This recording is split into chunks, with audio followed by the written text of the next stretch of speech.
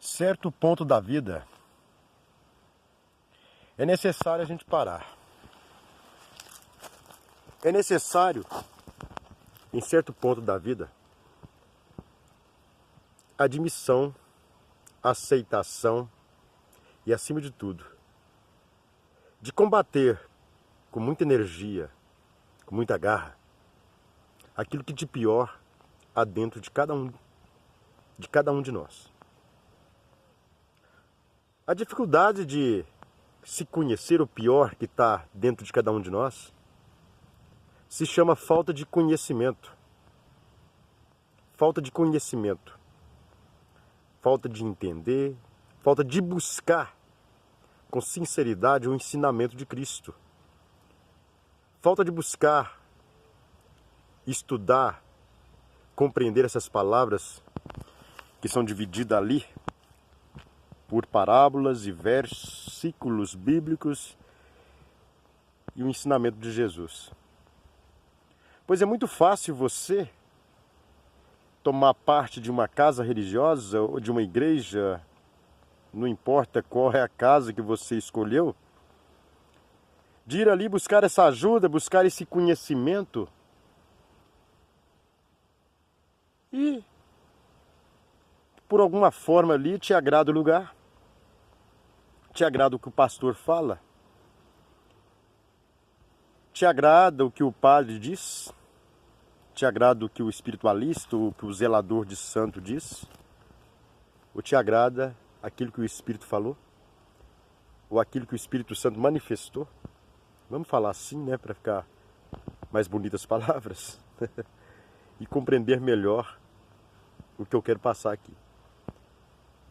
O que eu quero passar aqui é que nós, seres humanos, ainda somos tão pequenininhos diante de tanto mistério dos poderes e do amor de Deus, que incessantemente imploramos para Ele a misericórdia. E tem muito irmão que ainda diz, olha, quando mais prece eu faço, quando mais oração eu faço, quando mais eu vou à igreja, quando mais eu peço, quando mais eu oro, parece que nada muda. Parece que vai ficando cada vez pior, porque as orações parece que estão fazendo um efeito contrário. Quando na realidade não é bem um efeito contrário. Quando na realidade, quando você começa a pedir às divindades, pedir a Deus, pedir a misericórdia desse ser que nos criou com tanta qualidade boas, porque Deus nos fez perfeito desde o ventre da nossa mãe. Observa para você ver que quando criança a gente tem uma simplicidade e não vê maldade em nada. E quando vamos amadurecendo e já conhecendo as verdades do mundo, é que vamos nos impregnando e tomando partido ali. Partido esse que muitas das vezes não condiz com a sua realidade, com aquilo que você está vivendo, com aquilo que você quer alcançar. E você, como louco, se deixa levar pela ilusão que o mundo lhe oferece ou pelas palavras que lhe foram pregadas quando criança, criado ali um sistema na evangelização ou no lado espiritual, não importa qual é a crença desse momento. O que importa é que todas as crenças e todas as religiões são pautadas no amor de Cristo, no amor de Deus. Então, se todas as religiões, todas, são criadas e tem como base os ensinamentos de Jesus, os ensinamentos do Pai Celeste que deu depois o seu Filho aqui nessa terra para nos mostrar a verdade. Verdade essa que muitas das vezes ninguém compreendeu ainda. Ninguém compreendeu ainda profundamente o que Jesus estava querendo mostrar para todos nós, como que poderíamos ser igual a Ele. Tanto que em certas parábolas de Jesus, para muitos evangélicos aí conhecem muito bem a Bíblia, e pode ver que Jesus falou, tudo aquilo que eu faço, vós também podereis fazer. Os milagres vós também podereis fazer. Porque cada um de vocês tem um Deus dentro de vocês. Mas como que cada um de nós pode ter um Deus dentro de nós, se todos os dias sufocamos esse Deus que está dentro de nós? Sufocamos esse Deus com as nossas atitudes de pensamento e de decisão e de julgamento precipitado sobre as escolhas dos nossos semelhantes ou sobre a posição que nosso semelhante ocupa, sobre tal caso, sobre tal pregação, sobre tal conduta de tal religião, de tal seita, de tal aquilo, de tal aquilo. Eu amontoado de estar errado, de que estou certo, é que vai, ao longo dos anos, acumulando nossa mente. Vai nos envenenando aos poucos.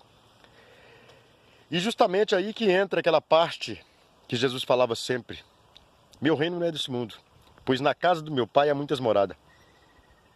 Jesus já deixou claro que Deus tem muitas moradas e que há muitos mundos.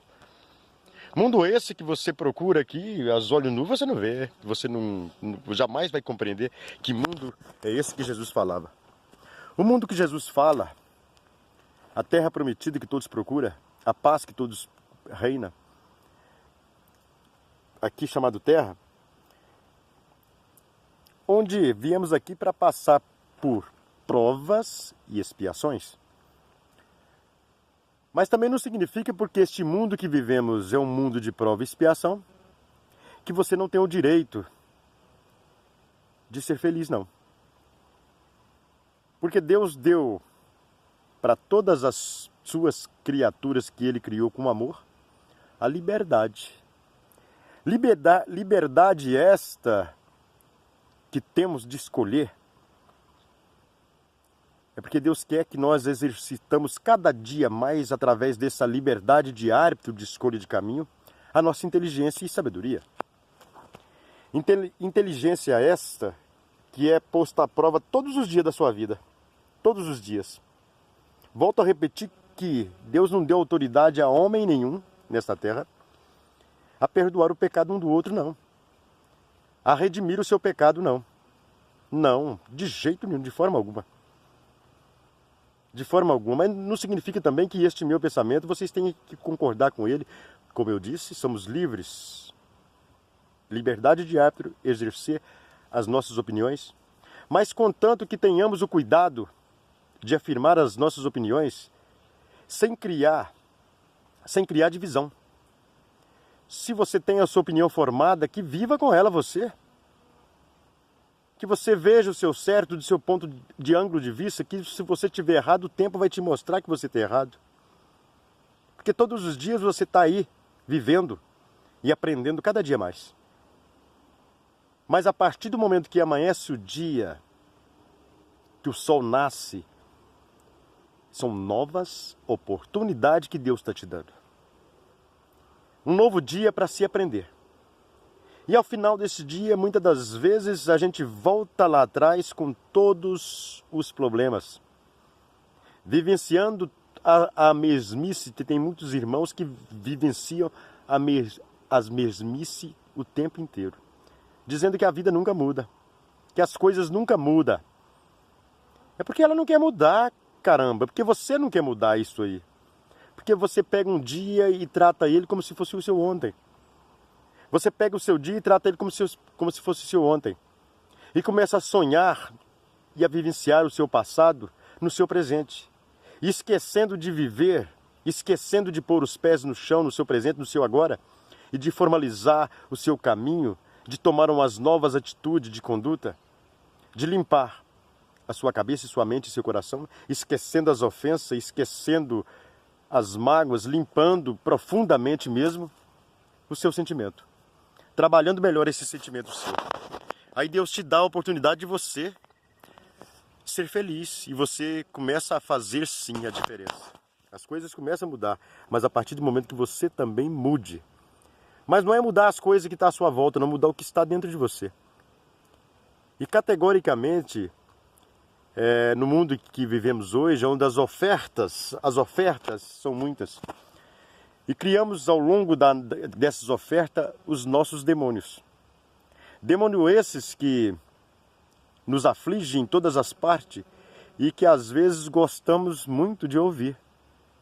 Que o inimigo oculto está atrapalhando a tua vida, meu irmão. O demônio, o diabo, está usando você. A gente fica todo feliz de ouvir isto. Estranho eu dizer isso, não é? Estranho dizer isso, não. É muito fácil, porque quando você tem algo para colocar a culpa, você acha que está se isentando de todos esses pretextos que você usa aí para dizer que os demônios estão aí atrapalhando o teu emprego, a tua convivência com a tua esposa, a tua convivência com o teu patrão, com o teu empregado, ou com teus parentes, teus familiares, quando na realidade você é que é o demônio de todas essas histórias. A influência é você quem traz ela. Então, ou seja, quem vibra o ódio, vibra a separação, é justamente o que ele vai atrair. São pessoas das mesmas sintonias, das mesmas frequências, dos mesmos sentimentos que vão estar à sua volta ali. Porque vão ser atraídas por esses mesmos sentimentos. Onde a gente muitas das vezes se depara com situações de nossas vidas que é difícil de engolir, né? Que é difícil de engolir, é difícil de aceitar. E a gente sempre quer julgar que alguma coisa, que alguma macumba, que alguma bruxaria, que algum está tendo algum defeito, e corremos lá para a igreja, corremos lá para a casa de santo, corremos lá para tal religião, vamos lá falar com os espíritos, vamos falar com o pastor, vamos falar com o padre, não importa aonde você vai. Mas você vai lá para falar disso aí. E, como sempre, às vezes a gente engana com as palavras. A gente engana com as palavras, a gente quer ouvir palavra doce. A gente quer ouvir palavra doce, porque ninguém está pronto para ouvir a pura verdade. Que a verdade, ela quando vem, quando ela te bate de encontro com aquilo que você acha que é verdade, de repente você descobre que é uma grande mentira, não é? Então você se decepciona com muita coisa na sua vida, você se decepciona e se fecha com tudo isso e acha que Deus te abandonou. Não, Deus não abandona, porque Deus ama nós pecadores. Mas Ele não ama o pecado não, Ele odeia o pecado, mas ama você pecador. Porque se Ele não amasse você como pecador, você não via nem o sol nascer. Não via nem um sol nascer, porque a partir do momento que o sol nasceu, significa que Deus está te dando uma nova oportunidade. E o que nós fazemos com essas oportunidades? Remoemos e buscamos tudo de volta. Remoemos essa oportunidade que nos é dada quando o dia amanhece, buscando o que o dia de ontem levou. Buscando ali refazer os mesmos passos que erramos. E às vezes nem nos atentamos que estamos cometendo os mesmos erros na sequência. Os mesmos erros na sequência. A gente sente inveja, muitos sente ódio, muitos sente raiva, ira. Não gosto de fulano, não gosto de Beltrano, não gosto de tal coisa, não gosto disso, não gosto daquilo. Subjugando antes de conhecer, julgando as coisas antes de conhecer, criticando antes de estudar o porquê que aquilo acontece, o porquê que aquilo é assim. Estuda primeiro, investiga primeiro, vá a fundo primeiro, para que você tenha formado a sua ideia do que é aquilo, o que significa aquilo. Porque Deus não fez ninguém igual, nos fez diferente. Mesmo que sejamos irmãos de sangue, somos diferentes. Mesmo que sejamos do mesmo planeta, Deus nos criou individual, de pensamento, individual, de opiniões. Mas, no entanto, com uma só obrigação, de colher tudo aquilo que plantamos. Se você semear, amigão, sinto muito decepcionar, mas você vai ter que colher. Vai ter que colher tudo aquilo que você semeou. Se Deus põe na sua mão uma semente boa e você a transforma em semente amarga, com a sua conduta, com as suas ações, com as suas divisões, com os seus dogmas criados, com as lógicas que você tem, e você aplica essas lógicas, esses dogmas seu, tudo nessa sementinha e joga ela no chão, meu amigo, pode ter certeza, você vai colher dobrado. Vai colher dobrado. Não é o diabo, não é o capeta, não é o inferno, não é nada disso que está aí atrasando sua vida, não. É a colheita que você preparou no seu caminho. É a colheita. É a colheita de pré-julgamento, de achar que sou melhor em tudo, de achar que sou mais bonito, de achar que sou mais gostoso, de achar que tem um nome, uma assinatura. Caramba, nós nasce com uma data marcada lá no nosso registro de nascimento e lá no túmulo vai estar o dia que você nasceu e o dia que você morreu. Mas lá nesse túmulo não vai estar escrito o que você foi na terra. Lá nesse túmulo não vai estar escrito o que você gostava, o que você faria, o que você fez. Às vezes alguém vai lembrar que você gostava de um time de futebol, vai escrever lá, torci pro Flamengo. Ou se você fez uma atitude bonita, vão te dar um nome numa plaquinha de rua. Ou se você era um bom pai, um bom avô, você vai ter lá sua foto lá no armário. Mas os anos vão passar e o tempo vai passar, aquela foto que está lá vai amarelar. Outra geração da sua descendência vai assumir o posto. E aquela foto vai ser jogada fora para ser colocada na televisão de plasma no lugar, ou senão um vaso de flor. E vai ser lembrado quando alguém estiver caçando um endereço, se o seu nome estiver lá na rua. Se o seu nome estiver lá na rua, se você ainda tiver feito uma ação dessa para merecer o nome de rua. E pelo que eu vejo no nosso mundo hoje, pelo que eu vejo na nossa situação hoje, e pelas escolhas que estamos fazendo hoje, e pelo jeito que todo mundo está agindo hoje, vai ser de rua. Já estão preferindo colocar nome de país em rua. Já estão preferindo colocar nome de plantas em rua, porque olha para você ver a natureza como é que ela é linda, não é falsa com ninguém, não é? Tá vendo só? Então, meus queridos, então, meus amigos, meus irmãos, eu sou um bandista, sou espírita, bato aqui, sou espírita, e acredito piamente na reencarnação, eu acredito piamente em vida após a morte, e por que estou nessa vida, e por que estou aqui agora, porque tudo tem um propósito, e Deus tem um propósito em tudo em nossa vida, tudo é um propósito. O propósito de Deus é grande demais, e a nossa ignorância é maior ainda. É maior ainda a nossa ignorância, por não aceitar os propósitos divinos de Deus na nossa vida. Se Deus te coloca na frente de um viciado, ou na frente de uma prostituta, ou na frente de um mentiroso, ou na frente de um verdadeiro, ou na frente de um irmão, ou na frente de uma irmã, independentemente da sua classe religiosa, ou que seja a sua família, é um propósito dele. Se ele te coloca pessoas de difícil convivência, ele quer provar você sobre o dom da paciência. Se ele te coloca em frente de uma pessoa que te odeia, ele quer provar o que você tem no seu coração, se é realmente amor. Ele quer provar para você se você é aquela palavra bíblica que você lê sempre, perdoai para ser perdoado, amai o teu próximo como a ti mesmo. Talvez ele está te testando justamente nessas palavras que você tanto estuda na Bíblia, que você tanto vê na Bíblia. Talvez ele te testou naquelas horas. E será que passamos nesse teste? Será que passamos esses testes todos os dias? Todos os dias?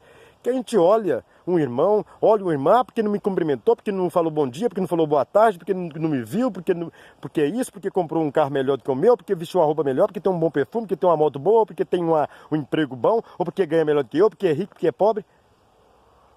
Olha para você ver. Olha para você ver como é que é o ensinamento. O que é seguir o ensinamento na sua real proporção? E Jesus veio ao mundo, ele passou por tanta dificuldade, para pregar isso, e naquela época era mais difícil ainda, porque o pessoal não entendia muita coisa. E hoje a inteligência nossa, em vista daqueles tempos de Cristo, daqueles tempos há mais de 2000 anos atrás, o povo lá era mais diferente. É claro que eles tinham que ouvir pela força, eles tinham que ter uma prova do que acontece, do que era. Eles tinham uma ideia não tão avançada como a nossa, do que é o perdão, do que é amar o teu inimigo, do que é amar o teu próximo. Eles não tinham essa ideia. Então, muitas das vezes, as palavras e os proféticos de Jesus tinham que ser bem pesados, para que eles pudessem compreender o real significado. E o significado de Jesus, que ele veio nesse mundo e provou para nós que a carne procede da carne e o espírito do espírito, que ele veio, viveu entre nós, foi crucificado, foi crucificado, né, morto e sepultado, e no terceiro dia ressuscitado. E ele veio em espírito para os seus apóstolos e falou com eles. Olha para você ver. Então por que o espírito não pode estar falando com você agora nesse momento? Por que um espírito não pode... E criamos essa situação toda aí?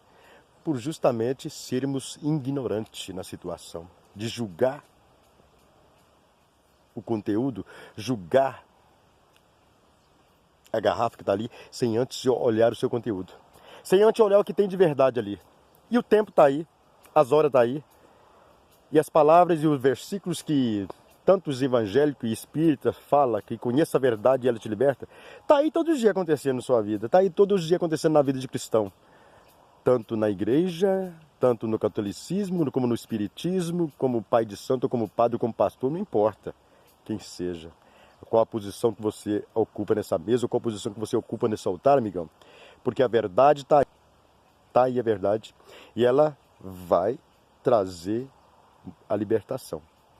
A verdade é que, às vezes, fingimos uma coisa que nós somos. Fingimos uma bondade, uma humildade, quando lá no fundo não estamos sendo nada bom.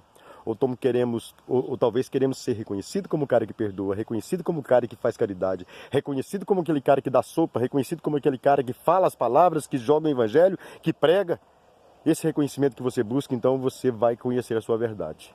Você vai conhecer a sua verdade, porque não é bem por aí não. A prática, o amor sincero, a verdade, tem que começar dentro de nós, dentro de cada um de nós. Ser sincero. O homem de Deus, ele não busca reconhecimento nessa terra, não. O bom pastor não busca reconhecimento nessa terra, não. Ele não busca. Ele simplesmente distribui o que conhece pelas tuas palavras.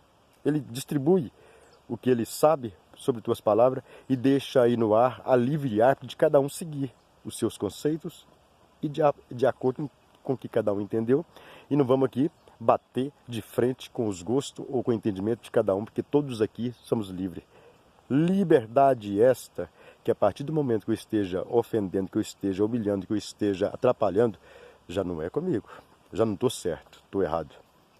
Então o certo é esse: respeitar o sentimento, respeitar a crença, respeitar os gostos, respeitar, amar, perdoar, orar, pedir a Deus por todos aqueles irmãozinhos que sofrem, independentemente da sua classe religiosa, se eu amo, ou se ele me odeia, ou se ele me adora, ou se ele é família. Eu simplesmente digo: é filho de Deus? É meu irmão. É filho de Deus? É meu irmão. Você ama Deus? Amo. E nunca vi Deus, mas vejo todos os dias, através do olho da alma, na natureza que Ele criou, que está aqui à minha volta. Nos meus semelhantes, que sempre cruza por mim. Na imagem que vejo em mim mesmo no espelho. E procuro sempre, ao final da tarde, ao final do dia, dizer: Deus, quem eu magoei no dia de hoje com a minha palavra? Quem eu feri hoje com o meu jeito? Se qualquer um desses defeitos e dessas faltas eu cometi, me ajude a reconhecê-las. Me ajuda a reconhecer os meus defeitos particulares e mais íntimo que esteja dentro de mim. É o que eu sempre peço a Deus. Mas nunca peço a Deus que me mostre o defeito dos meus irmãos, pois eu já tenho os meus. Pois eu já tenho os meus que são grandes demais e tenho que combater cada um deles, mas conhecendo a verdade, para que essa verdade possa me libertar. Verdade essa que às vezes é necessário cortar na própria carne. Pode doer em mim, pode doer em você, pode doer em um de seus membros de família, pode.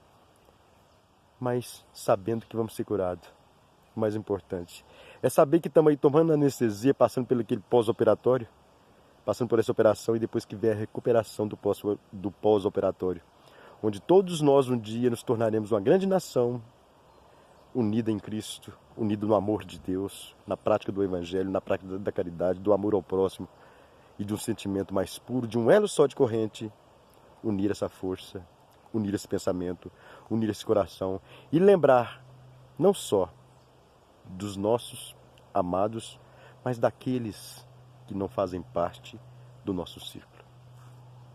Axé, irmãos, que Deus abençoe, perdoa a palavra.